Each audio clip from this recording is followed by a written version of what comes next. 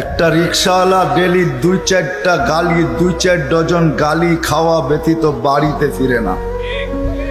কিন্তু তাকে যদি জিজ্ঞাসা করা হয় যে এত গালি খাওয়ার পরেও ডেলি রিক্সা নিয়ে কেন বাহির হও, তো চোখের পানি ছেড়া দিয়া বলবে বিবি বাল বাচ্চা আছে বিদায়। একটা বাপ বহুত কষ্টের পরে একটা ছেলেকে মানুষ বানায়, সত্য তো?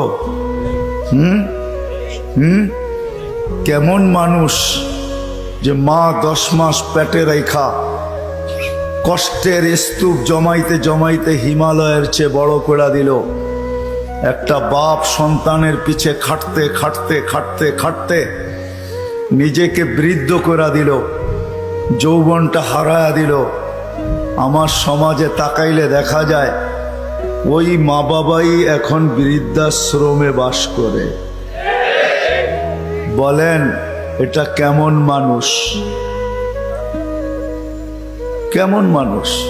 কাগজে কলমের মানুষই তো বলতে হবে। কাগজে কলমের মানুষ যদি না হইতো তাইলে তো ইমাম শাফি রহমতুল্লাহ আলাইহির মতোই হইতো। সারা দিন পরিশ্রম, বাবা ছিলেন না, বিধবা মা ছিলেন, সারা রাত্র মার পায়ে তেল মালিশ করতেন আর পাও টিপা টিপা ঘুম পড়াইতেন। মাঝে মাঝে খুশিতে পায়ের তালুতে চুমা দিতেন, চুমা। মা কাইপা উঠতো আর বলতো আমার পায়ের তালুতে চুমা কেন?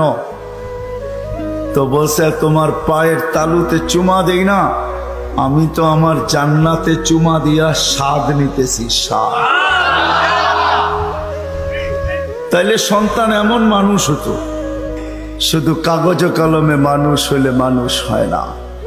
যদি হইতো তাহলে 2টা চিত্র দেখাইছিলাম যে মা বাবা এত কষ্ট করার পরেও সন্তান কোনোদিন বৃদ্ধাশ্রমে রেখা আসতো না। সন্তান কোনোদিন মা বাবার সাথে বড় বড় চোখ দেখাইতো না, মা বাবার সাথে কোনোদিন চিৎকার দিয়া কথা বলতো না, চোখে চোখ রেখা কোনোদিন বলতো না। যদি কাগজে কলমের মানুষই মানুষ হতো। না না, কাগজে কলমের মানুষ মানুষ হয় না, নিজেকে মানুষের মতো মানুষ বানাইতে হয়। মানুষের মতো মানুষ বানাইতে হয়। এই জন্যই প্রত্যেক ব্যক্তি নিজেকে মানুষের মতো মানুষ বানাইতে পারে। আপনি বলবেন 100টা দিয়া কি করে বানাবো, সুযোগই বা কোথায়?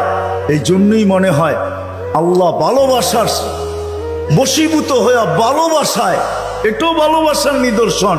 আল্লাহ ভালোবাসা বলতেছে 100টা দ্বারা তুই মানুষ হইতে পারবি না। হায় হায়, ভালো যখন বাইসাই ফেললাম তাহলে 100টা আর তোর থেকে রাখবো তো রাখবো কেন?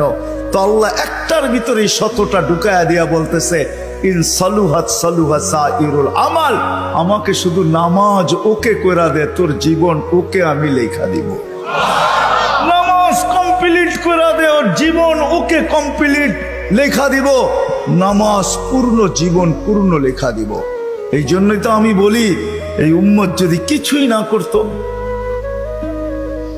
আজান হওয়ার সাথে সাথে যদি শ্যামবাজারের রোডে চাটাই বিছানো হয়ে যেত যে চটপট নামাজ তারপরে ব্যবসা, প্রত্যেকটা মার্কেটে যদি এরকম হইতো। তবে আমি একটা দেশ দেখা আসছি জীবনে, আমি ওই দেশে 6 বার গেছি, 6 বার। আমি চিনি ওই দেশ, আমি দেখা আসছি। দেখা কথা বলতেছি, শোনা কথা না। আমি দেখছি যখন আজান হয় তো বাজারের গলিগুলার ভিতরে প্রত্যেক দোকানদার নিজের চাটাই বিছাইতে থাকে, প্লাস্টিকের চাটাই বিছাইতে থাকে, আর সবাই একজন আরেকজনকে ডাকতে থাকে চলো জলদি নামাজ তারপর বাজার, চলো জলদি নামাজ তারপর বাজার। আমার দেশটাও যদি এরকম হইতো, আমার দেশটাও যদি কমসে কম এতটুকু হইতো যে আজান যে যেখানে ওইখানেই দাঁড়ায় গেছে। হ্যাঁ, এই শরীরটা কার? কার? বাপ দেখা চলেন, ঠিক না? রাগ হেন না আমার কথায়। বাপ দেখা বলেন ডিউটি করি, ডিউটি, ঠিক না? আমি যদি প্রশ্ন করি একজন ওইখানে জবাব দেওয়ার মতো নাই। প্রতি মাসে যাই কামাই কার দেহটা দিয়া কামান? হায়াতটা কে দিছে? দেহটা কে দিছে? সুস্থতা কে দিছে? পূর্ণতা কে দিছে? কামানের মতো যোগ্যতা আপনার ভিতরে কে দিছে? একজন এই পুরা এলাকায় নাই। ঢাকা শহরে পাওয়া যাবে কিনা যে মাসের শেষে যা কামায়, 5,000 কামাক আর 500 কামাক, 100 টাকা হাতে নিয়ে উঁচা করে বলে, মালিক তোর দেওয়া দেহটা দিয়া কামাইলাম, এই 100 টাকা তোকে দিলাম, নিয়ে নে। একজন ওইখানে নেই।